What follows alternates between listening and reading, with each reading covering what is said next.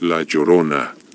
La fogata ardía y las llamas se agitaban como si quisieran escapar de algo. De repente, todo quedó en silencio, ya nadie se reía, nadie hablaba. Solo permaneció el susurro de un viento frío que acariciaba nuestros rostros y movía nuestros cabellos. Entonces, como si se tratara de una película de terror, una mujer emergió de entre los árboles. Todos sabíamos de quién se trataba, nuestros abuelos y padres nos habían advertido de su existencia. La Llorona, cuidado con la Llorona, empezaron a gritar. Traté de decirme a mí mismo que no era real, pero en la realidad se hizo un surco que me impidió diferenciarla del mito.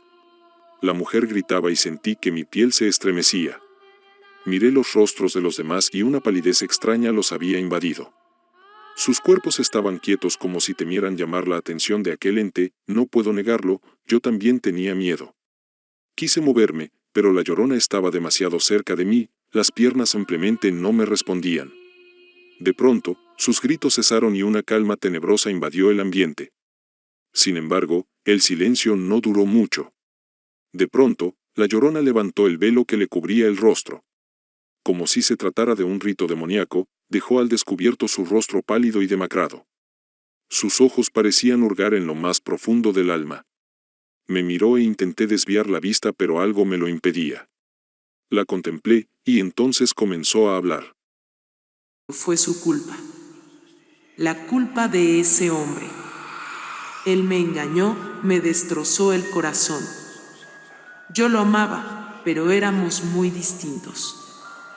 Él era un criollo, sus padres eran ricos y yo no tenía nada, solo mi amor, así que sin pensarlo me entregué a él. Formamos un lazo que dio como fruto dos pequeños, mis hijos. Pasaron algunos años y el amor que creí que sería para siempre se terminó. De la manera más cruel me dijo un día, voy a casarme, y yo me volví loca. Le dije que no podía hacer eso, que yo lo amaba, que teníamos dos hijos, pero él me tomó de las manos violentamente y dijo que yo era una cualquiera, que solo quería su dinero. Dijo que yo no lo amaba y que me quitaría a mis hijos. Mis hijos, mis pequeños hijos. Así que esa noche supe que tenía que hacer. Él no podía llevarse a mis criaturas, yo no podía permitirlo. Esa misma noche fui por ellos y les dije que iríamos de paseo.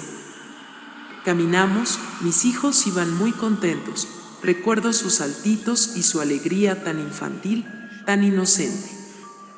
Casi me arrepentía de lo que estaba a punto de hacer, pero justo cuando llegamos a la orilla, escuché una voz que gritaba, mátalos, mátalos. La voz no se detenía y no sabía qué hacer.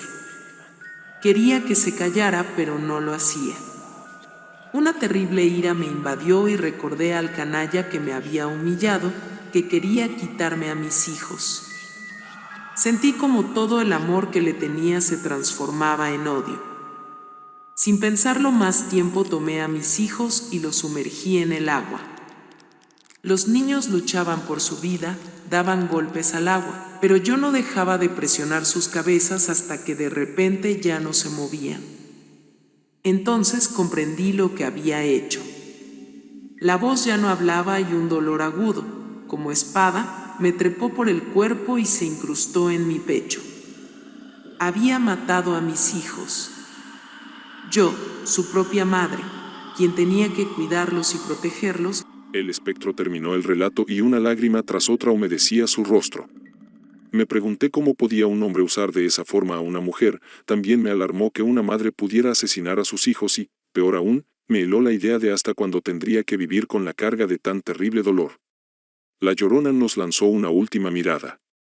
Se fue mientras gritaba aquella frase que terminó de helarnos la sangre.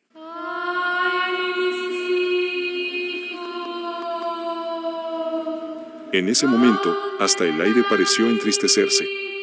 El grito de la Llorona se alejó de nosotros igual que ella, pero el silbido del viento permaneció como el recuerdo de una desgracia latente que sería imposible olvidar.